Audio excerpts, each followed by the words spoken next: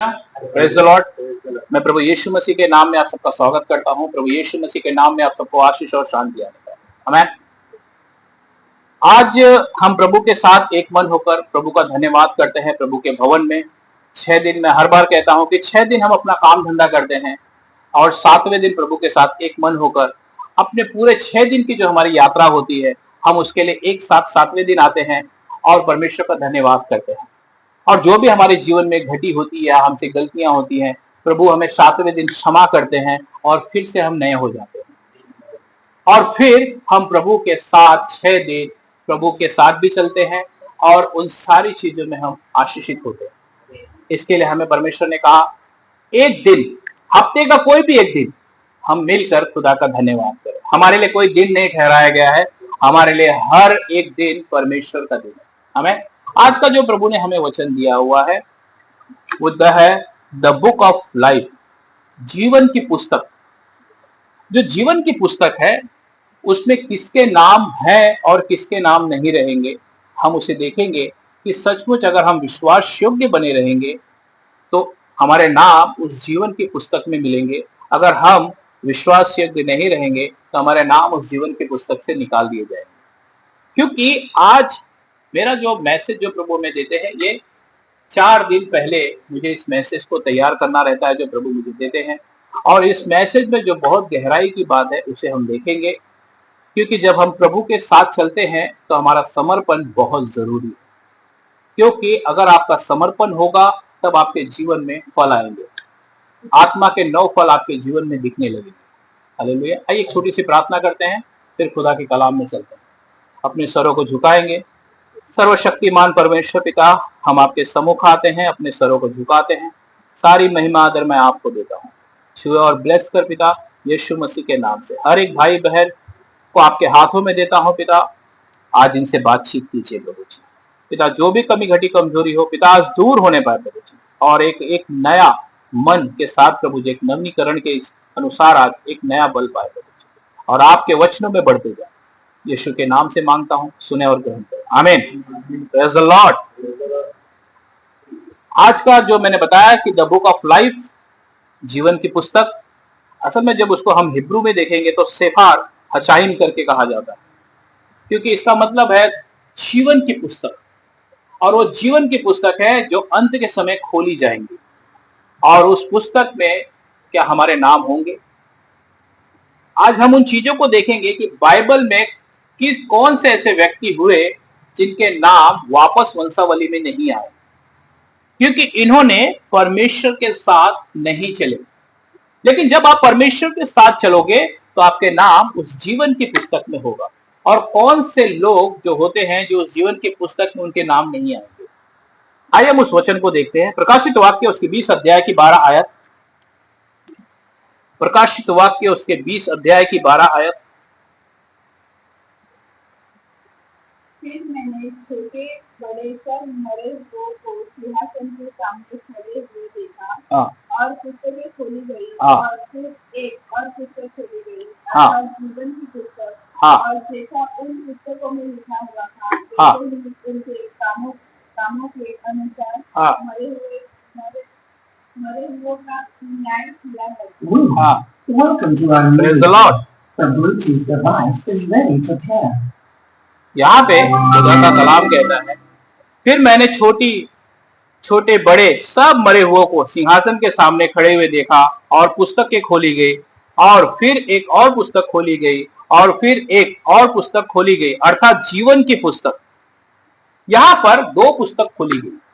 जब न्याय का समय होगा तो हर एक लोग उसके सामने खड़े होंगे, और एक पुस्तक खोली जाएगी जिसमें हमारे कर्म लिखे होंगे कि हम किस तरीके से प्रभु के साथ चले।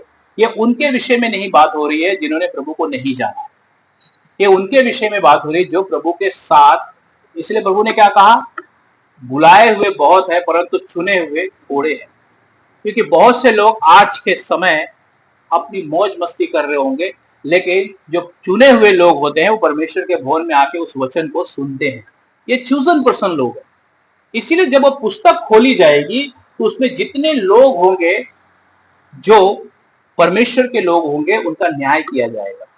और जब उनका न्याय किया जाएगा तो उनके अनुसार उन्हें दंड दिया जाएगा। और आगे क्या कहते हैं, फिर एक और पुस्तक खोली गई अर्थात जीवन की पुस्तक, और जैसे उन पुस्तकों में लिखा हुआ था उनके कामों के अनुसार मरे हुओं का न्याय किया गया। उनके कामों के अनुसार उनका न्याय किया गया। लेकिन जिसका जीवन की पुस्तक में नाम लिखा हुआ है हम आगे देखेंगे। आगे कहते हैं प्रकाशित वाक्य उसके 20:15 में, और जिसका नाम जीवन की पुस्तक में लिखा हुआ न मिला वह आग की Welcome to our music club. The Bluetooth device is ready to play. बोलो बोलो बोलो। और जिस किसी का नाम जीवन की पुस्तक में लिखा हुआ न मिला वह आग की जेल में डाला गया।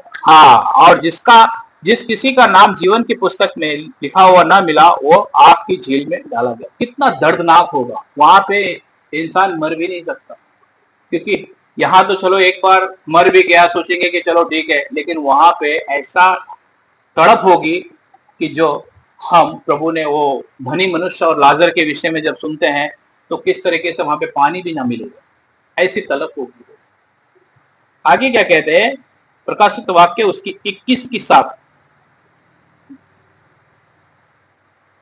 जो जय पाए वही इन वस्तुओं का वारिस होगा और मैं उसका परमेश्वर होऊंगा और वह मेरा पुत्र होगा। जो जय पाए वही इन वस्तुओं का वारिस होगा और मैं उसका परमेश्वर होऊंगा और वह मेरा पुत्र होगा। मैन,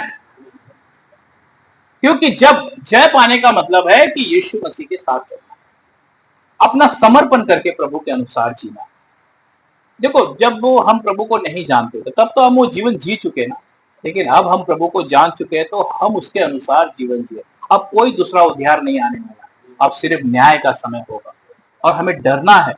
और प्रभु कभी भी आ सकते हैं। मैं कहता हूं अभी हम बैठे हैं, अभी भी प्रभु आ सकते हैं, कल आ सकते हैं, क्योंकि समय बहुत नजदीक आया हुआ है।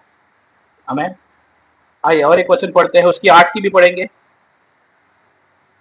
परंतु डरपोकों और अविश्वासियों और विद्वानों और हत्यारों और व्यभिचारियों और टोनों और मूर्ति पूजकों और सब झूठों का भाग उस जेल में मिलेगा जो आग और गंधक से जलती रहती है।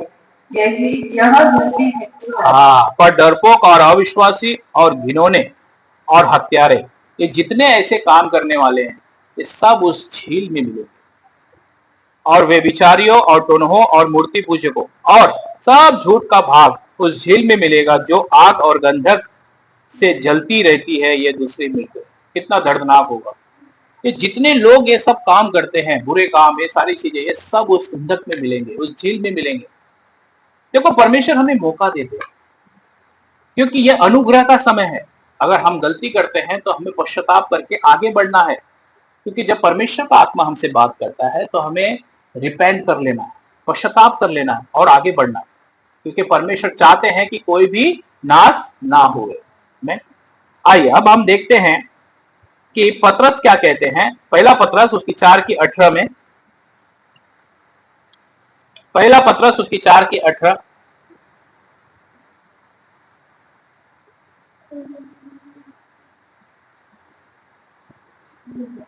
और यदि धर्मी व्यक्ति ही कठिनाई से उद्धार पाएगा तो भक्तिहीन और पापी का क्या ठिकाना। और यदि धर्मी व्यक्ति ही कठिनता से उद्धार पाए, अगर धर्मी व्यक्ति, हम मसीह होकर ही हम दुख, तकलीफ, बीमारी, परेशानी से अगर हम उद्धार पाएंगे तो फिर आगे क्या कहते, तो भक्तिहीन और पापी का क्या ठिकाना। तो हमें कितना विश्वास से आगे बढ़ना है, हमें कितना समर्पण के साथ प्रभु के साथ चलना। लेकिन आज के तारीख में ऐसा हो गया है कि जो प्रभु के साथ चल नहीं रहे या प्रभु के साथ कहते हैं चलते हैं, उनका जीवन अविश्वासियों से ज्यादा खराब है। क्यों खराब है? क्योंकि ये सचमुच परमेश्वर के अनुसार समर्पण करके नहीं चलते। क्योंकि जब आप समर्पण करके चलोगे तो जितनी बाइबल की चीजें हैं, जो आशीष है या जितनी बातें प्रभु ने बताई है, ये सब आपके जीवन में पूरा होगा। उन्होंने कहा रात को रोना पड़े, सुबह आनंद करना पड़ेगा। ये हमारे जीवन में पूरा होता है, क्योंकि ये आशीष परमेश्वर ने दिया। ऐसा नहीं होगा कि शरीर है तो तकलीफ नहीं होगी, लेकिन रात को होगा, सुबह आप उस चीजों का एक बदलाव देखोगे। यह परमेश्वर की ब्लेसिंग। लेकिन अगर धर्मी व्यक्ति ही दुख उठाता हुआ उद्धार पाए तो क्या लाभ होगा? आइए अब हम देखते हैं, अब पॉइंट पे चलते हैं कि कौन ऐसे व्यक्ति हैं जिनके नाम बाइबल में नहीं आए। सबसे पहले कैन। आइए पढ़ेंगे उत्पत्ति की पुस्तक उसकी 4 की 5 और 6 और 7।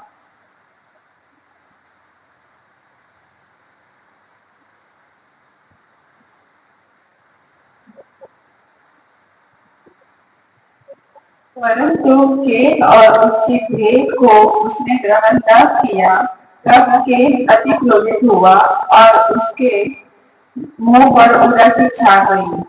तब यहोवा ने केन से कहा, तू क्यों क्रोधित होता है हुआ और तेरे मुंह पर उदासी क्यों छा गई है? आगे बढ़िए 7। यदि भला करे तो क्या तेरी भेंट ग्रहण न की जाएगी, और यदि तू भला न करे तो पाप द्वार पर छिपा रहता है और उसकी लालसा तेरी और होगी और तुझे उस पर प्रभुता करनी है।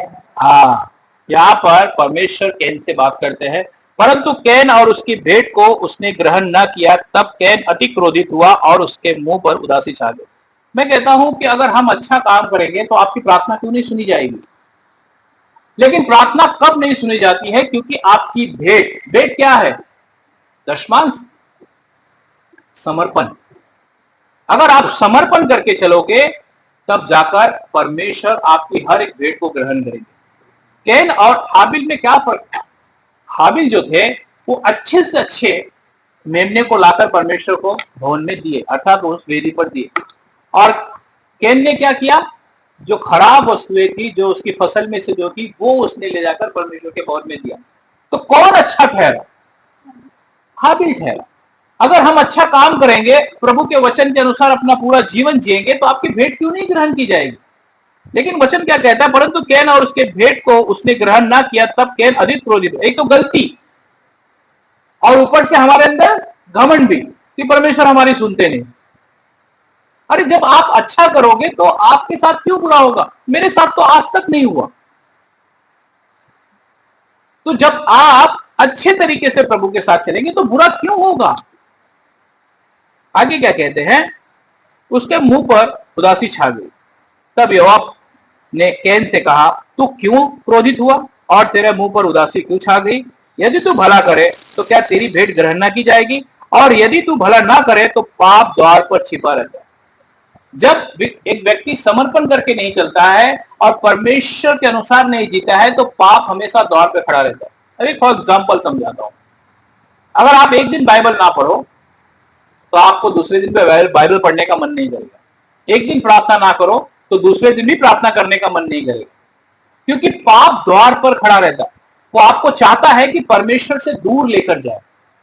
ये अक्सर ये होता है। और एक दिन, 2 दिन, 3 दिन, 4 दिन जब आप परमेश्वर की उपस्थिति आपके जीवन से निकल जाती है, तब आप परेशानी और दुखों का सामना करते हैं। ये इसीलिए होता है कि जब हम परमेश्वर की उपस्थिति चले जाते हैं। इसलिए परमेश्वर उसे कहते हैं कि अगर तू भला करे तो फिर तेरी भेंट क्यों नहीं ग्रहण की जाएगी।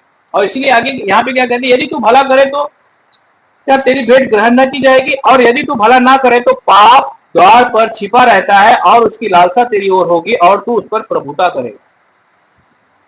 क्योंकि जब हम अच्छा करेंगे तो हमारे जीवन में कोई भी ऐसी चीजों का सामना नहीं करता। ऐसा नहीं होगा कि मैं कहता हूं कि कुछ भी तकलीफें नहीं होंगी, लेकिन मसीह के लिए आपको कोई सताव करेगा तो आपको आनंद मनाना। लेकिन बाकी अगर हम शारीरिक हर चीजों से दुख में चलेंगे तो हमें अपने आप को जांचना। इसीलिए 14 में क्या कहते हैं? 4 की 14।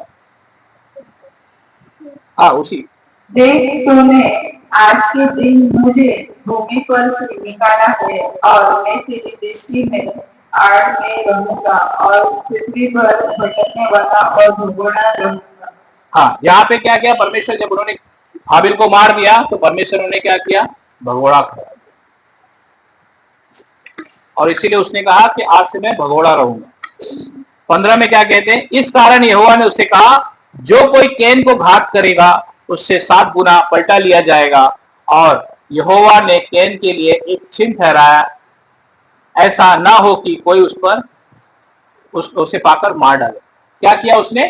कैन के ऊपर एक चिन्ह ठहरा दिया कि कोई उसे मार न डाले। आपको मालूम है वो भगोड़ा क्या हो गया? बुलाए हुए तो बहुत है पर चूजन कम है। जो बुलाए हुए है ना, लेकिन जो बुलाए हुए लोग हैं एक कैन के समान है। वो अपने जीवन में कभी यहां कभी वहां कभी यहां कभी वहां, और वो भगोड़ा रहते हैं। उनका दुख हमेशा बड़ा रहता है।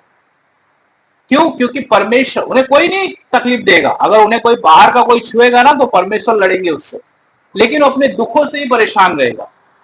फाइनेंशियली प्रॉब्लम उसके जीवन में हमेशा बनी रहेगी। कोई बीमारी, एक बीमारी निकली तो दूसरी बीमारी उसके जीवन में बनी रहेगी। ये भगोड़ा है। ये दो नाव पे सवार होने वाले लोग हैं। लेकिन अगर आप परफेक्ट चलेंगे, अगर अपना समर्पण करके चलेंगे, तो परमेश्वर आपको हर एक जरूरतों को पूरा करेंगे। आमीन। आइए हम दूसरे टॉपिक पॉइंट पे चलते हैं। दूसरा जो पॉइंट है वो दीना। दीना के बारे में सबको मालूम है। दीना कौन है? याकूब की बेटी, उसका नाम दीना है। आइए हम उसे देखेंगे उसके विषय में। उत्पत्ति की पुस्तक उसकी 33 अध्याय उसकी 18, 19, 20।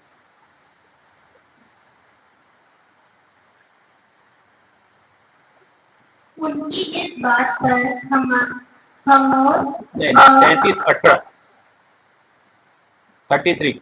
याकूब जो हाँ से आया था, उसने कनान देश के शकेम नगर के पास कुशल क्षेत्र से पहुंचकर नगर के सामने डेरे खड़े किए और भूमि के जिस खर्च पर उसने अपना तंबू खड़ा किया उसने शकेम के पिता हमोर के पुत्रों के हाथों के 100 में मोल लिया। वहाँ उसने एक बेटी बनाकर उसका नाम एलोहे इस्राएल रखा। हाँ, यहाँ पे क्या क्या याकूब ने संग्रह के आया और कनान देश में शकेम नगर के पास कुशल क्षेत्र से पहुंचकर नगर के सामने डेरे खड़े किए और भूमि के जिस खंड पर उसने अपना तंबू खड़ा किया उसको उसने शकेम के पिता हमोर के पुत्र के हाथ से 100 कस्तों में मोल लिया और वहां उसके एक वेदी बनाकर उसका नाम एलोहे इस्राएल रखा। मतलब एलोहे इस्राएल का मतलब है इस्राएल का परमेश्वर। यहाँ पे क्या किया? जब याकूब आए तो जो जमीन उन्होंने ली थी वहां पे एक तंबू खड़ा किया और तंबू खड़ा करके वहां पे एक वेदी बनाई और उस वेदी पे वो परमेश्वर की वर्शिप किया करते थे, आराधना किया करते थे।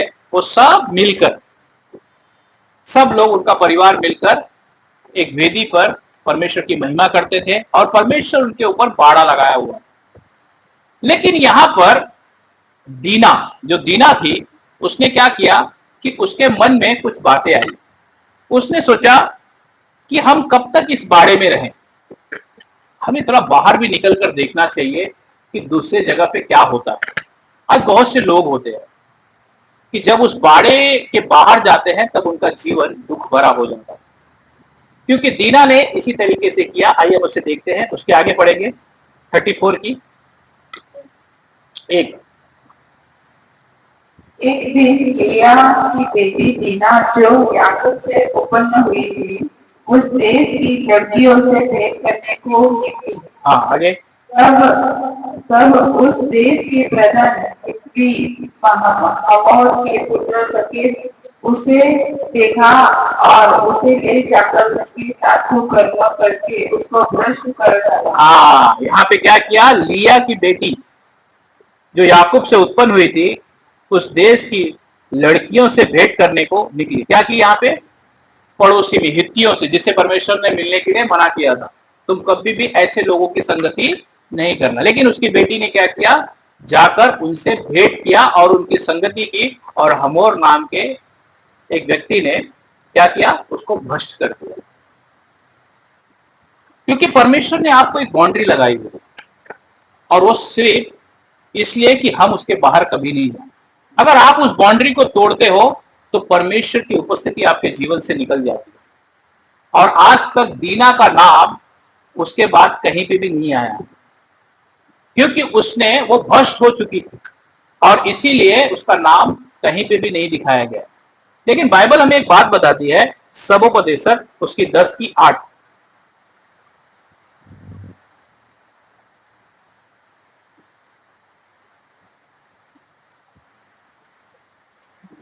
मैं पढ़ता हूं।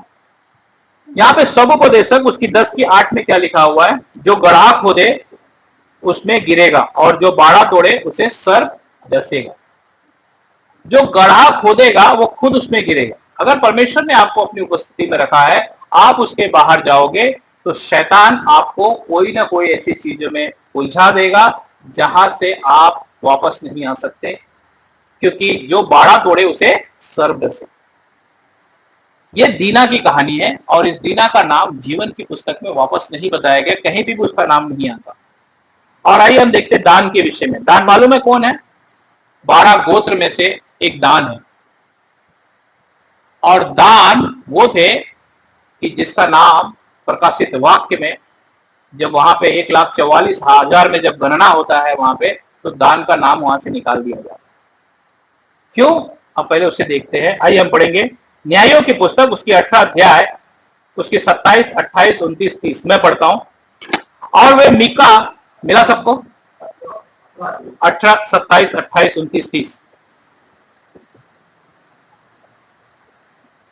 और वे मीका के बनाए हुए पथों और उसके पुरोहित को साथ ले लेस के पास आए, जिसके लोग शांति से और बिना खटके रहते थे। और उन्होंने उनको तलवार से मारा और नगर को अलग आग लगाकर फूंक दिया, और कोई बचने वाला न था, क्योंकि वह सीदोन से दूर था और वे और मनुष्यों से कुछ व्यवहार न रखते थे, और वह होब की तराई में था। तब उन्होंने नगर को दृढ़ किया और उसमें रहने लगे। और उन्होंने उस नगर का नाम इज़राइल के एक पुत्र अपने मूल पुरुष दान के नाम पर दान रखा, परंतु पहले तो उस नगर का नाम लेस था। मिला सबको? हाँ। तब दानियों ने उस खुदी हुई मूरत को खड़ा कर दिया, और देश की बंधुआई के समय वह योनातान जो गेर्शोन का पुत्र और मूसा का पोता था, वह और उसके वंश के लोग दान गोत्र के पुरोहित बने रहे।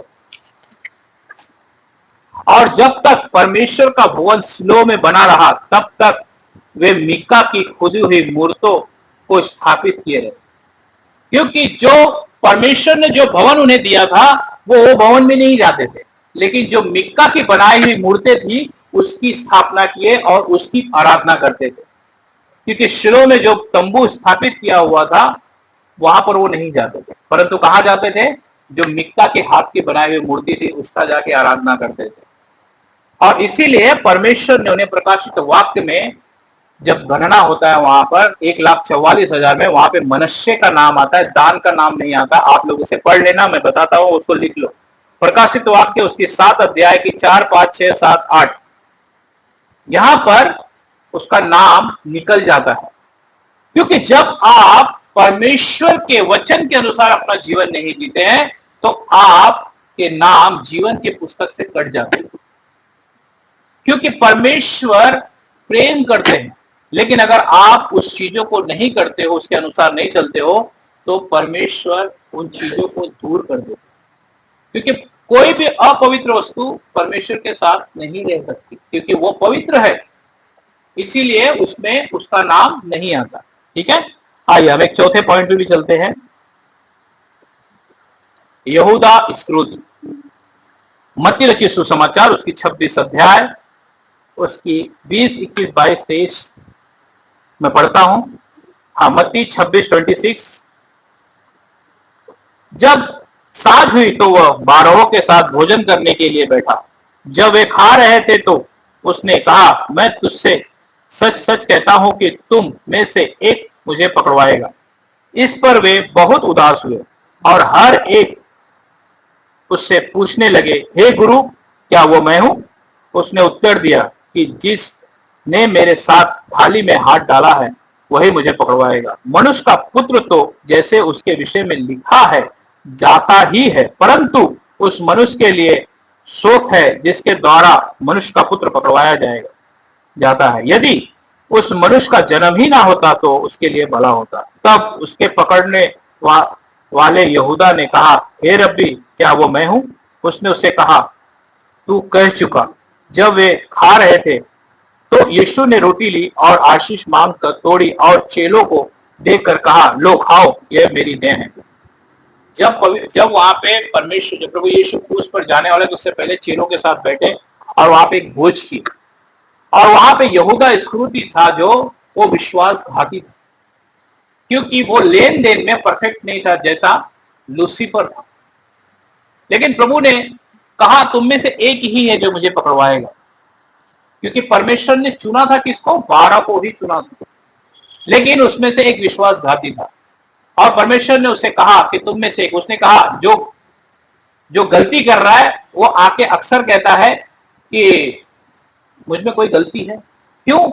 उसने कहा, तू कह चुका, अपने बारे में गवाही दे चुका है कि हाँ ये तू ही है। लेकिन यहां पर परमेश्वर ने, मालूम है कैसे मरा हो यहूदा इस्करियोती? फांसी लगाकर।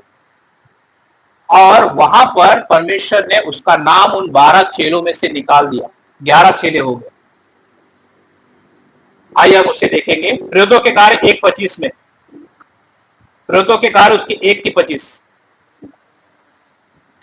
मिला सबको?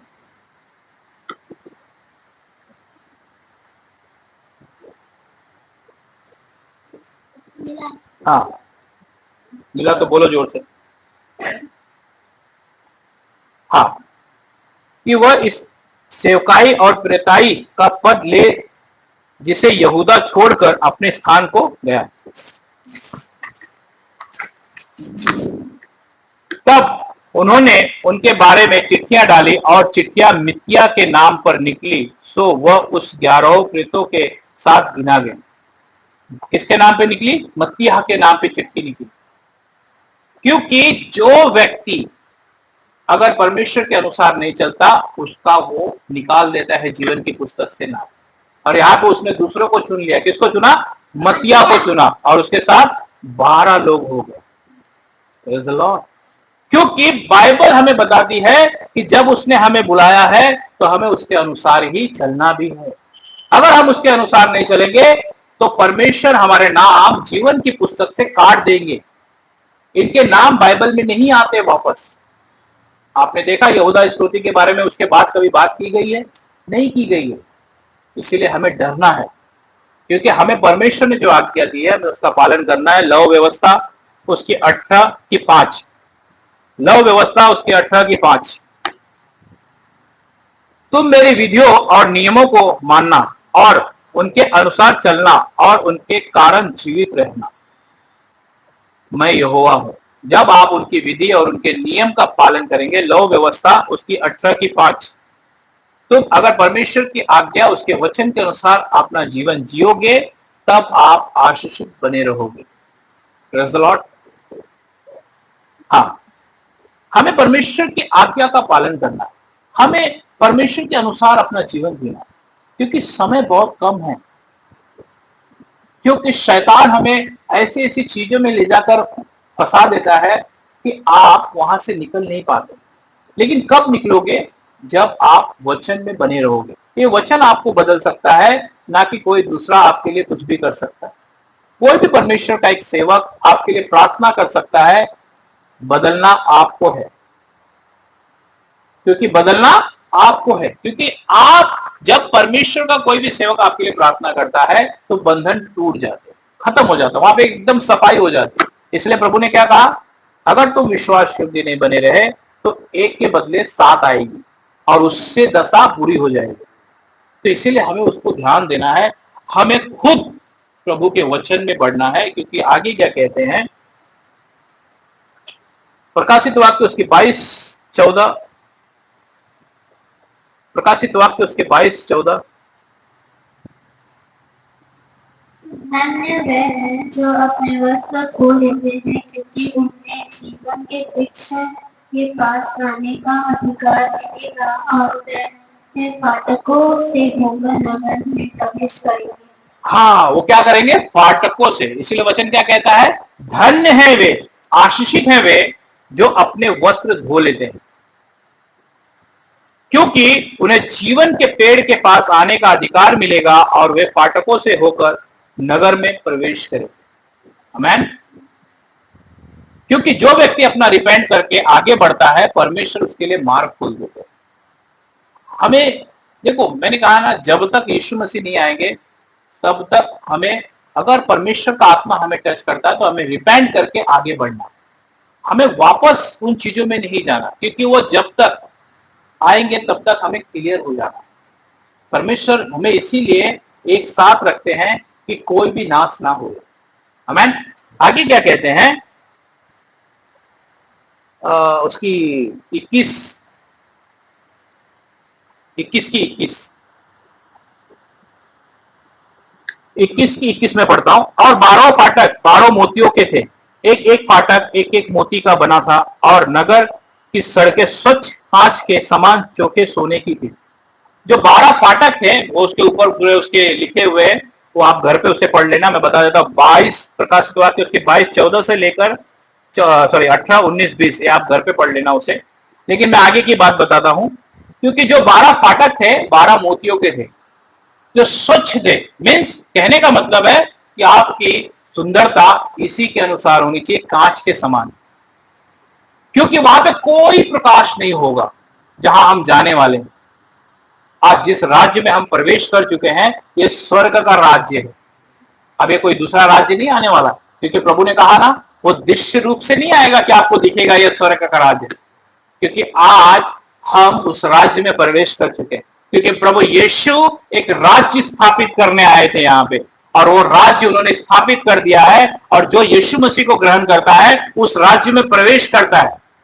और वो राज्य स्वच्छ है, एकदम क्लीन है, उसके अंदर कोई प्रकाश, कोई रोशनी नहीं। इसलिए आगे क्या कहते हैं 22 में? और मैंने उसमें कोई मंदिर ना देखा, क्योंकि सर्वशक्तिमान प्रभु परमेश्वर और मेमना उनका मंदिर है। आमीन। क्योंकि वही सर्वशक्तिमान परमेश्वर और मेमना हमारा मंदिर है। आगे क्या कहते हैं? और उस नगर में सूर्य और चंद्रमा के उजियाले का प्रयोजन नहीं, क्योंकि परमेश्वर के तेज से उसमें उजाला हो रहा है, और मेमना उसका दीपक है। आमीन।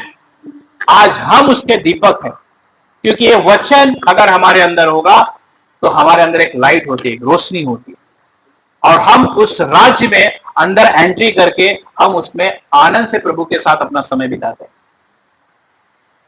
आगे कहते हैं, और जाति जाति के लोग उस की ज्योति में चले फिरेंगे, और पृथ्वी के राजा अपने अपने तेज का सामान उसमें लाएंगे।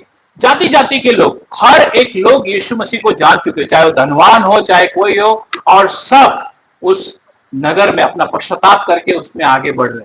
आमीन। और सब लोग, चाहे धनवान हो चाहे कोई भी हो, आज इस स्वर्ग के राज में प्रवेश कर रहा है, जो अपने आप को दीन कर रहा है। आगे कहते हैं, और उसके फाटक दिन को कभी बंद ना होंगे और रात वहां ना होगी, क्योंकि कोई कभी भी उस नगर में पहुंच सकता है, इस स्वर्ग के राज में, क्योंकि इसके फाटक कभी भी बंद नहीं है। आप चाहे रात को किसी को सुसमाचार सुनाओ, अगर वो रिपेंट करता है तो ऑन द स्पॉट उस राज्य में पहुंच जाता है। आमीन।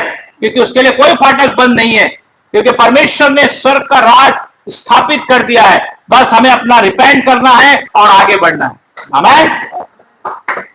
आगे कहते हैं, और लोग जाति जाति के तेज और वैभव का सामान उसमें लाएंगे।